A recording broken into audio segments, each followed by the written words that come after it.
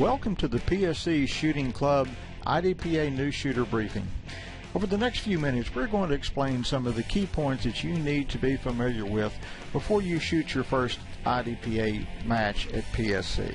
We're not going to take the time to cover all of the IDPA rules because that would take far more time than you want to spend at this point.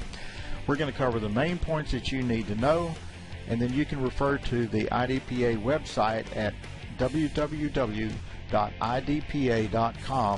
and review the rule book if you would like to do so in greater detail before your first match. In all candor, it's probably not necessary. Just watch this video and you will have all the information you need. Let's go over the firearm safety rules first. All guns are always loaded. Now obviously this isn't necessarily true, but the point is to treat every gun as though it's loaded. We've all heard the old adage that people are killed with unloaded guns. That's not really true, but they are killed with guns that people believe are unloaded. And here's really the main point. Never point the muzzle at anything you're not willing to destroy. If you violate every other gun safety rule, but you observe this one, then you'll never draw any blood. The worst that will happen to you is you will suffer some property damage and have a red face from the embarrassment. Keep your finger off the trigger until your sights are on your target. Know your target and what's behind it. That is, identify your target. Now at IDPA matches, that's going to be quite easy. But if you're using a handgun for self-defense, either at home or on the street, make certain you know that target is actually a threat so you don't accidentally injure or kill an innocent person. PSC Shooting Club runs what is called a cold range. That means that all guns must be empty until the shooter is on a hot firing line. For IDPA matches, this means the SO, or the safety officer, has told you to load your handgun. For efficiency reasons in our matches, we will have another SO have the on-deck shooter, that is the next shooter up, to load their firearm while facing into a sideburn while the range is being prepared for the next shooter. This is still going to be an SO or someone acting at the SO's instructions. PSC also observes the 180-degree rule. This means the muzzle of your gun can never break the 180-degree plane that is parallel to the back berm.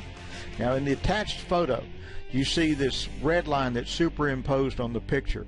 It appears as though a lot of folks are forward of that line, but the line doesn't have any geographical position other than being parallel to the back berm.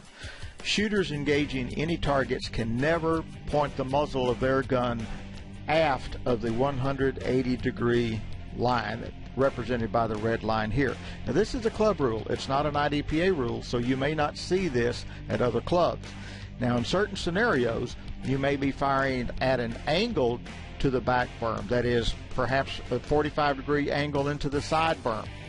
You still cannot break the 180-degree line as it appears parallel to the back berm. It is not 180 degrees from the target you're engaging. Also, some scenarios may have safety flags out that you cannot extend your muzzle or sweep your muzzle past that point, and it could be less than 180 degrees. Let's talk a little bit about the safe tables. Now guns can only be handled on a hot firing line when you're instructed to do so by the safety officer or the SO.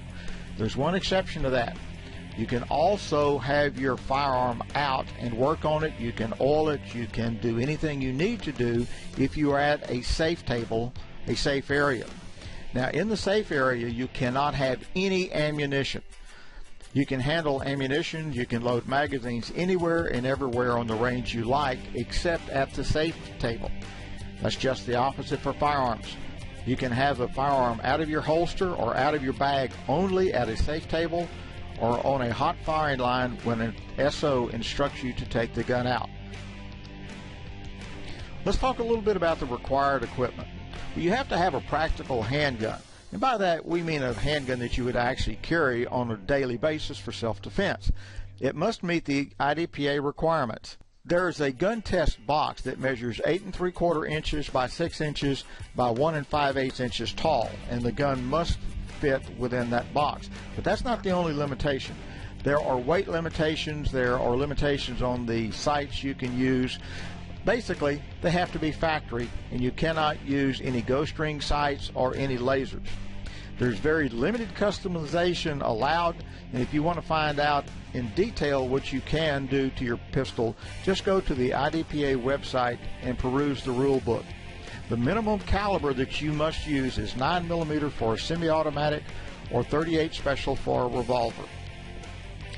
At a minimum, you should have 3 magazines or 3 speed loaders if you're shooting a revolver. You can have 2 magazines on your belt and 1 in the gun as a general rule. However, if you're shooting a semi-automatic that will not hold at least 8 rounds, then you are allowed to have 3 magazines on your belt plus the 1 in your gun. And you also must have a good, safe holster. Let's talk a little bit more about holsters. What do we mean by a good holster, by a safe holster? Well, first of all, as you see in these pictures, the holster must completely cover the trigger guard. If you can get your finger on the trigger or partially on the trigger while the gun is fully holstered, then it does not meet the IDPA requirements. The holster cannot collapse when the pistol is drawn. This is very common with suede clips type holsters that are used for concealed carry. If your holster collapses when the pistol is drawn, then that forces you to use your weak hand to open the holster before the pistol can be reholstered. This is a clear safety problem, and that's why these type holsters are not allowed in IDPA matches. The holster must be one that you would wear daily for a concealed carry handgun. It cannot be anything special like you see in many IPSC matches, and it must be something that stays pretty close to the body. Again, in these photos, you can see from the photos with the side view that this particular belt holster made by Comptac keeps the gun and holster very close to the body. Please note that Blackhawk Serpa style holsters are not yet barred at PSC, but that may come to pass in the future. There's a safety concern because the retention button that must be pressed in order to draw from a Serpa style holster puts your finger right on the trigger when the gun comes out. There have been reports of people shooting themselves in the leg while doing this, and although these reports are not widespread, it is raising some concern. A good gun belt is mandatory if you're carrying a handgun in what's referred to as an OWB holster, and that stands for outside the waistband. The gun belt must support the weight of the gun, and standard dress belts or even utility belts typically are not thick enough and or stiff enough to adequately secure the handgun. For this reason, you need a true gun belt if you're going to use an OWB holster. They're also recommended even if you're going to use an IWB holster. IWB stands for inside the waistband holster. They're recommended for the same reason and to give you the flexibility to wear a different style holster if you like. However, they are not mandatory because pretty much any belt will pull an IWB holster and pistol close to your body and in a secure fashion. Mag loaders and speed loaders are not mandatory, but they are highly recommended. The truth is you can carry extra magazines or extra speed loaders in your pocket, but doing so will mean that you're not the least bit competitive with other folks. These mag carriers and speedloader carriers must meet IDPA rules in terms of the size and how far they extend out from the body. In the photographs here you see 2 different style mag carriers, a single mag carrier and a double mag carrier, as well as a carrier for revolver speed loaders. These happen to be made by Comptac here in Houston. Eye and ear protection must be worn by everyone when the range is hot, and this includes not only competitors but all spectators. So if you have someone coming with you to watch your match, make sure that they understand they have to have eye protection and ear protection just as though they were shooting in the match themselves. Any type of ear protection is fine, but earmuffs provide the greatest protection. A lot of folks seem to like the ear plugs, and they help, but they don't provide as much protection as the earmuff types. Eye protection can be regular glasses or your regular sunglasses, but only if the lenses are truly impact resistant. This is especially important if you're wearing glass lenses, as glass tends to shard on the backside from the impact. Wraparound safety glasses are also recommended because they provide greater protection from any kind of object coming from the side of your face. A vest or some type of cover garment is required for almost all scenarios. This can be a vest, it can be an open shirt, such as a button-down shirt that you simply don't button. Some people choose to simply cover their handgun with a shirt just like they do on a daily basis and then pull the shirt up to draw. Anything that covers your gun is fine. You will see that the majority of competitors do use a vest, and there are a number of reasons for this. A hat, cap, or visor is also required because that helps to prevent brass from getting behind your safety glasses, even though that's a very rare occurrence. Although not required, it is recommended that you wear comfortable shoes or boots. Make sure your clothing is seasonably appropriate. You don't want to wear something that's going to have you too hot during the summer, nor do you want to be freezing to death during the cooler months. No low-cut shirts or blouses, especially for the ladies. If brass gets down your shirt, you're going to find out just how hot it really is. You should also bring sunscreen, especially during the summer. Band-Aids, good idea to bring some mosquito spray. It's not often that it's a problem, but it does happen. You should also bring any personal emergency medications that you may require, such as EpiPens or Benadryl or anything else that you might need because of a particular medical condition. We try to make sure to spray all yellow jacket and wasp nest, but let's face it, they're nomadic too, and we could miss some or they could fly in just for the event. And if you're allergic to insect stings, make sure you have an EpiPen. We need to cover the courses of fire, or scenarios as we call it. A match consists of several scenarios. The typical monthly match at PSC will have 7 scenarios. These are realistic self-defense problems. The match description and instructions are included for each scenario. It describes how you are supposed to shoot that particular stage, and make sure you understand the description and ask questions during the walkthrough. Procedural penalties will be given if you don't follow those instructions. Don't get overly concerned about this, especially as a new shooter. It's going to happen. It happens to all shooters regardless of your experience, and it happens more frequently with new shooters. Just take it in stride. It's a learning curve, and as I said earlier, we all still do it regardless of how long we've been shooting. Scoring in IDPA matches is just like golf. The low score wins. Your score is a combination of the raw time it takes you to shoot each of the 7 scenarios, plus an added 1/2 second for each point down that you incur, plus any time penalties, and these are either 3 seconds or 5 seconds. You'll notice in the attached photograph we have indicated the points down areas on the standard IDPA target. The 8-inch circle in the middle and the headshot or -0, or what we call 0 down.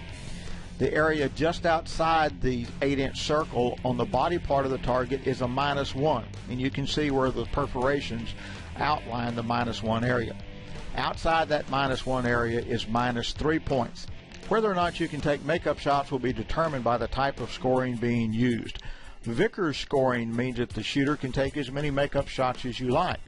For example, if the course description or the scenario description indicates that 2 shots will be scored or 3 shots will be scored on each target, you can fire as many rounds as you want, and we will take your best hits. You're not limited to a specific number of shots on each target. Limited Vickers scoring, however, means the shooter can only engage each target with the specified number of shots. Taking additional shots is going to be penalized. You will lose 1 or more of your better hits depending upon the number of extra rounds fired, plus there is a 3-second procedural penalty. Non-threat targets are those with hands painted on them. These represent hostages or other innocent targets, and they should not be shot.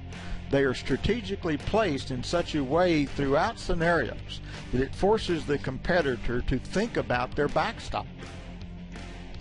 Shooting a non-threat target incurs a 5-second penalty. If a non-threat is hit multiple times, it still incurs only 1 5-second penalty. IDPA matches at PSC use several different specialty targets. The portions of a target that is painted black is considered to be hard cover. It could represent a column or something else, or it could be body armor. For whatever reason, rounds hitting the black are scored as misses. Again, if we were using Vickers scoring, then you can take all the makeup shots that you want, limited only by the ammunition you have on your belt. We need to cover the range commands, and these are going to be the regular commands that you're going to hear at every IDPA match.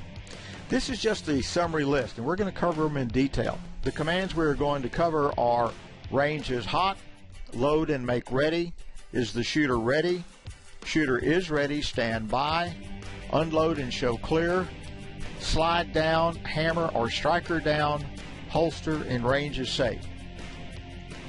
Range is hot.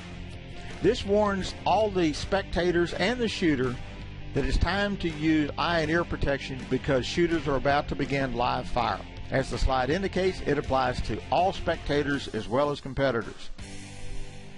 Load and make ready. This instructs the shooter to load to division capacity. This is typically 10 rounds in a magazine plus 1 round in the chamber. If a magazine holds less than 10 rounds, then load to the maximum capacity plus 1 in the chamber. After you have loaded to division capacity, reholster the handgun and be ready to shoot. Make sure you have extra magazines on your belt, that is at least 2, and if you qualify, 3 magazines. Is the shooter ready? The SO will ask that question of the shooter, and it's their final chance to ask questions about the scenario that they may not understand. If you're ready to shoot, the common way to acknowledge that is simply by nodding the head. Shooter is ready, stand by. The shooter has indicated that they are ready to shoot the scenario, and the SO is both warning spectators and the shooter to expect the buzzer or tone to sound in approximately 2 to 3 seconds. Unload and show clear.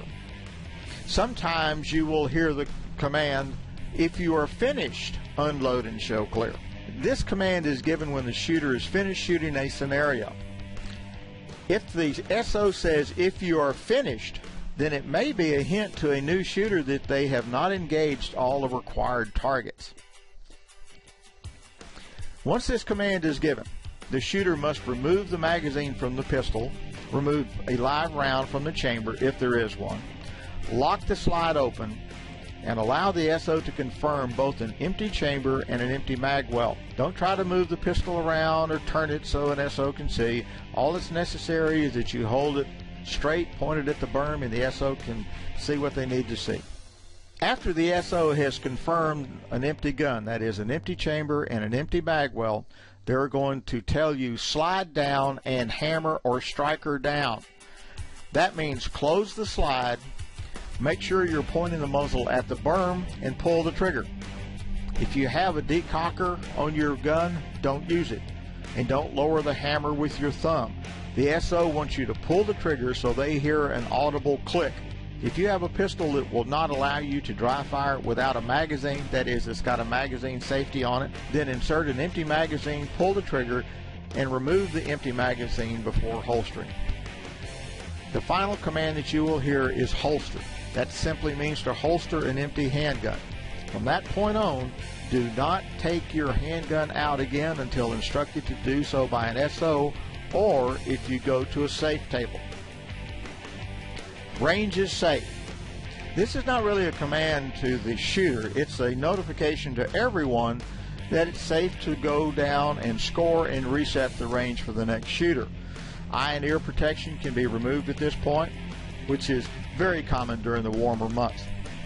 Everyone must help tape and reset the range. Resetting the range can consist of a number of different activities, from resetting swinging targets or pop-up targets. We do not expect the on-deck shooter, that is the next shooter up, to help with taping or resetting the range. Now we want to go over a few warning commands. These commands are sometimes given to a shooter during a scenario to warn them of an impending rule or procedural violation. Finger. If an SO shouts finger, there's a reason for it. A shooter's finger can be inside the trigger guard only when engaging threat targets. The trigger finger must be outside of the trigger guard at all other times, including when you're loading or reloading, while moving, unless you're required by the scenario description to engage targets while moving. The finger warning is given when a shooter is violating this rule, and it must be corrected immediately. If not, the SO will instruct the shooter to stop, and the shooter will be disqualified for a safety violation. Muzzle. If you hear the SO shout muzzle, it's a warning that the shooter is close to breaking the 180-degree plane, or the 180-degree rule as we call it, or another safe area marker. It's important to understand that this muzzle warning is given only if a shooter is getting close to actually breaking the 180-degree rule. If they do break the 180-degree rule or allow the muzzle to go past the safe area marker, then it's going to result in immediate disqualification from the match. Stop! This is not a warning, it's a command. It's given when any safety concern arises, whether it's related to the shooter or to the range. When it's given, the shooter must stop shooting immediately, keep the muzzle pointed towards the berm, remove your finger from the trigger guard, and simply wait for instructions from an SO. Cover. This warning is given when a shooter has or is about to violate the cover rule. The shooter must immediately correct the violation. If a round is fired after the cover warning is given, then a procedural penalty will be awarded. The cover rule we're talking about requires a shooter to use available cover and keep 100% of their lower torso behind cover and 50% of their upper torso behind cover. Penalties. There are specific types of time penalties per the IDPA rules. A procedural penalty is a general or generic term that adds 3 seconds to the raw time for a scenario. A procedural penalty is applicable when a shooter fails to engage the targets in a proper order, they fail to properly use cover, fail to properly perform reloads, or fail to follow instructions in the scenario description. Failure to neutralize. As the name implies, this penalty is awarded because a target is either hit with peripheral rounds or not hit at all. It adds 5 seconds to the raw time for the scenario.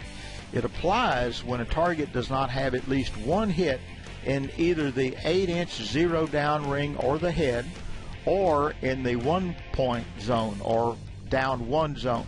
As you see in the targets, we have these areas marked, and you can see from the perforations where they extend. Hits on non-threat. This adds 5 seconds to the raw time for the scenario. These non-threat targets indicate hostages or other innocents that should not be engaged. Multiple hits on the same non-threat target will incur only 1 penalty. Failure to do right, or FTDR.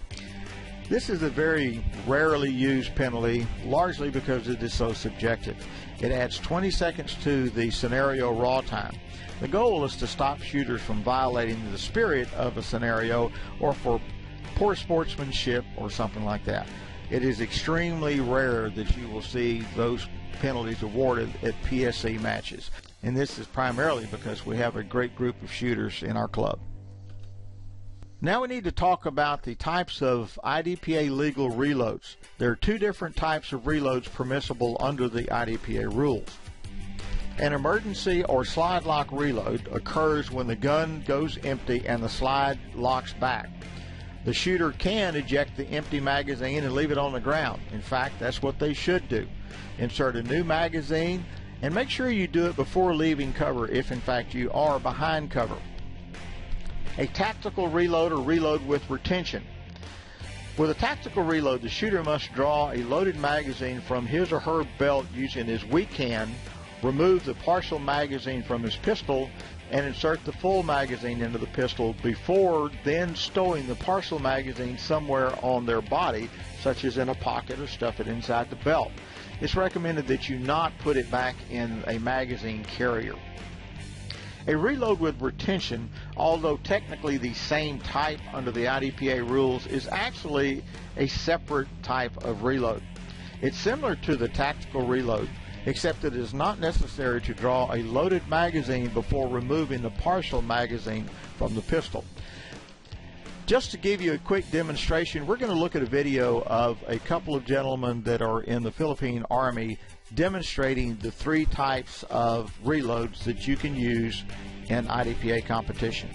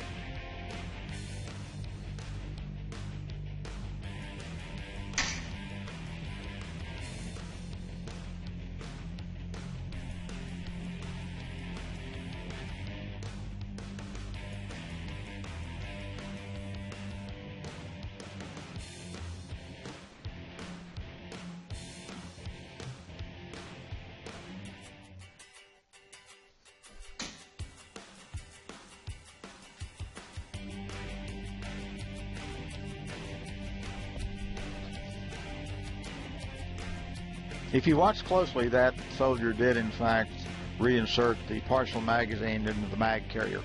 That's not recommended procedure. When you're reloading and cover is available, you must use it. In these examples, the top two shooters are actually engaging from around cover, but you will notice in the bottom photograph that this competitor is conducting his reload behind cover before re-engaging another target.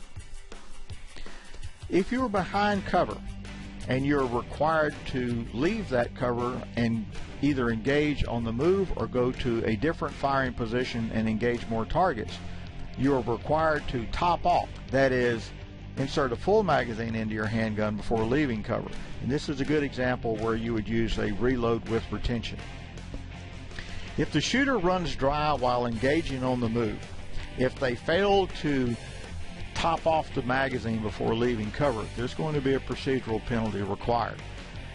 Unlike the old rule, however, the shooter may begin a reload while they're still moving to cover. That is, you can grab a magazine off your belt, you can drop an empty magazine from your gun, and you can insert the new one. However, you must not engage any targets until you are safely behind cover and then are properly using cover. Let's talk a little bit about what we expect in terms of shooter participation. IDPA is a participation sport, and everybody has to be involved, not only when they're pulling the trigger. Everyone must help tape targets and reset the range between the shots. As previously noted, this doesn't apply to the on-deck shooter. But without help from all of our shooters, our rather large matches would run the entire day, and this is unacceptable. Once a shooter has finished a scenario, they have a choice. They can either go with the SO and watch the scoring of their targets, or they can pick up their brass. You can't do both. While the IDPA matches at PSC are not technically lost brass matches, we do not allow people to pick up their brass after they're shooting. That is, unless they opt to not watch the scoring of the target. You're free to pick up your brass after your entire squad is finished and while they're moving to the next bay.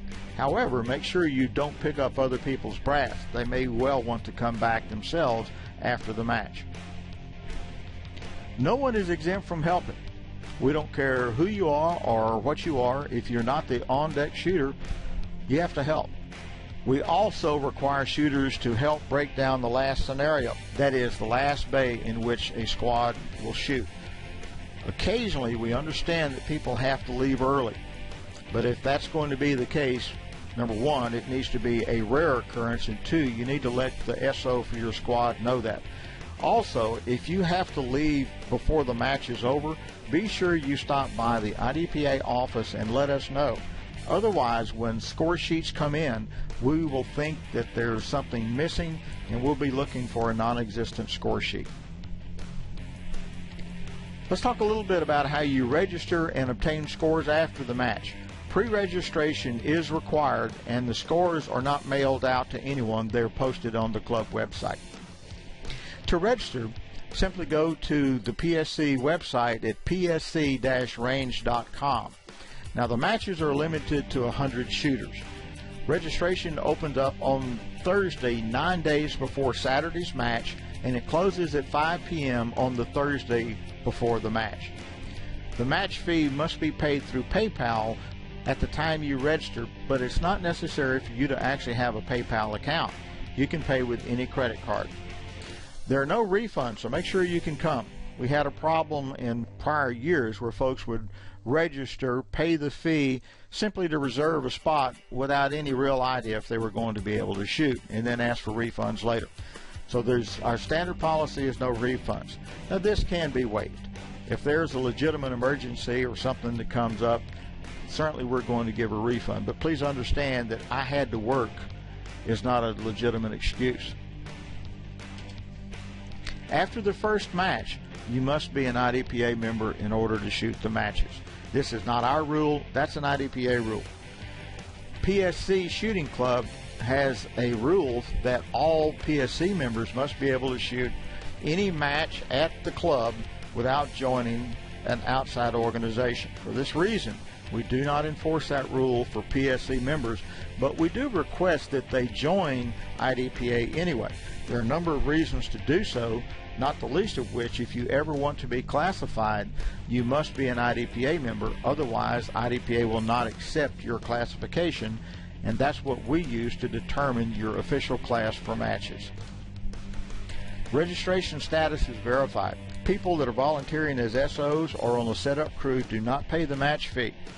If you want to help in either of those capacities, be sure to send an email to Charles Cotton at charles@texasshooting.com. Do not register as either an SO or staff until and unless you have received an email from Charles confirming that you are either an SO or that you're on the setup crew. Once that is done, you can register, select the appropriate classification. There's one other category that does not require payment, and that is juniors. We define juniors to be persons between 12 and 18 years of age that are shooting the IDPA match with a parent who has paid for the match. The scores are posted on the club website, and this is usually done before the match staff even leaves the club on match day. Occasionally, we can't get it done that quickly, either because of an internet access problem or some other complication. But it's rare that scores are not posted within a few hours after the end of the match. In order to see your scores, just go to the PSC website, and in the right column you will see a category named Matches and Programs, and the red arrow is next to the IDPA matches. When you click on that, it will take you to the IDPA page, and again on the right side of the page you will see a description for match reports and scores. Then select the month that you want to review.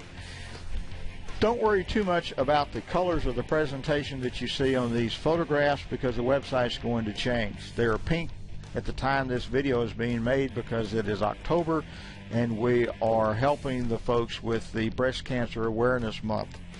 The website is going to change, so it may have a significantly different appearance by the time you watch this video. However it is configured, it will be easy to tell how to get to the IDPA page and then where to find the scores. Thank you for your interest in IDPA matches at PSC.